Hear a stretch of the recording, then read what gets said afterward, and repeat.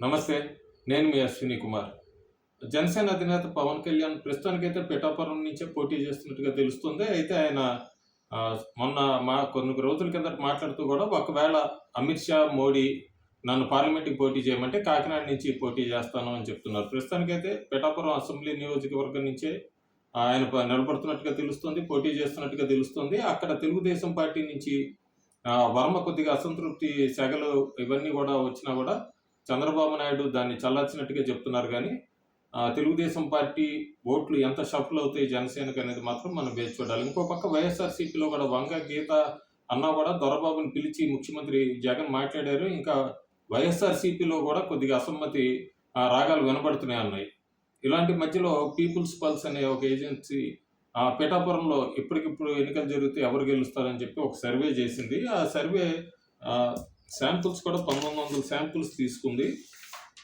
ఈ సర్వే జరిగింది కూడా మొత్తం మార్చి 18 నుంచి మార్చి 21 దాకా జరిగినట్టుగా చెప్తున్నారు. దీనిలో మేల్ తీసుకున్నారు, పురుషులు, మహిళలు, అట్లాగే వయసు 18 నుంచి 20% మంది వాళ్ళని, 25 నుంచి 35, 35 నుంచి 45 ఇట్లా కాపు కమ్యూనిటీ ఎంత పర్సెంటేజ్ ఉందో అక్కడ మాల, శెట్టి బలిజ, పద్మశాలి, వడ్డబలిజ, రెడ్డి, మాదిగ, యాదవ, అట్లాగే ఎస్సీలు ఎంతమంది ఉన్నారు, ఎస్టీలు ఎంతమంది ఉన్నారు, బీసీ, ఓసీ, మైనారిటీస్ ఇట్లా అంతా కూడా కాస్ట్ వైజ్గా ఎంత పర్సెంటేజ్ ఉంది చూసి టోటల్ శాంపిల్స్ 1906 శాంపుల్స్ తీసుకున్నారు. తీసుకున్నాక వాళ్ళు ఒక సర్వే రిలీజ్ చేశారు. ఇదైతే 18 నుంచి 27 దాకా జరిగింది. Tracker poll 2024 People's Pulse Pithapuram నియోజకవర్గం.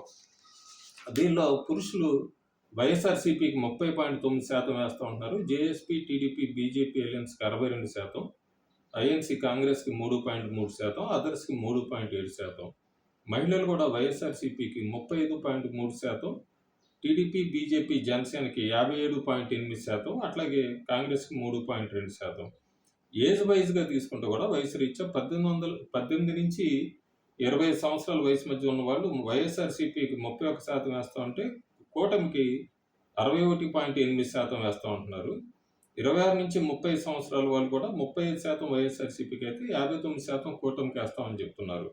ఇట్లా అన్ని వయసుల వాళ్ళు కూటమి వైపుకే ఎక్కువ మొగ్గు చూపుతున్నారు. అదే కమ్యూనిటీ వైస్కి వచ్చినప్పుడు మాత్రం ఎస్సీలు 56.5% వైఎస్ఆర్‌సీపీకి వేస్తూ ఉంటున్నారు. కూటమికి 36%. ఎస్టీలు కూడా 52% వైఎస్ఆర్‌సీపీకి వేస్తూ ఉంటున్నారు. 36.8% కూటమికి. కాకపోతే బీసీలు మాత్రం జనరల్‌గా టీడీపీకి ఉండేవాళ్ళు 2019లో వైఎస్ఆర్‌సీపీ వైపు వెళ్ళారు. కానీ పిఠాపురంలో బీసీలు 34% మంది వైఎస్ఆర్‌సీపీకి వేస్తూ ఉంటున్నారు. 58% మంది కూటమికి వేస్తూ ఉంటున్నారు. ఇది చాలా ఇంపార్టెంట్ ఫ్యాక్టర్ బీసీలు అనేది. ఇది 58% అటు వెళ్తుంది. ఓసీల్లో కూడా కూటమికి 60% మంది వేస్తూ ఉంటున్నారు. వైఎస్ఆర్‌సీపీకి 26.8% మంది వేస్తూ ఉంటున్నారు. సో ఈ లెక్కనంతా మనం చూసుకుంటే టోటల్గా ఓట్ షేర్ ఎంత వస్తుంది అంటే వైఎస్ఆర్‌సీపీకి 32.7%, టీడీపీ, జనసేన, బీజేపీ కూటమి ఎలియన్స్కి 60.3%, కాంగ్రెస్కి ప్లస్ కమ్యూనిస్టులకి 3.3%, అదర్స్కి 3.7%.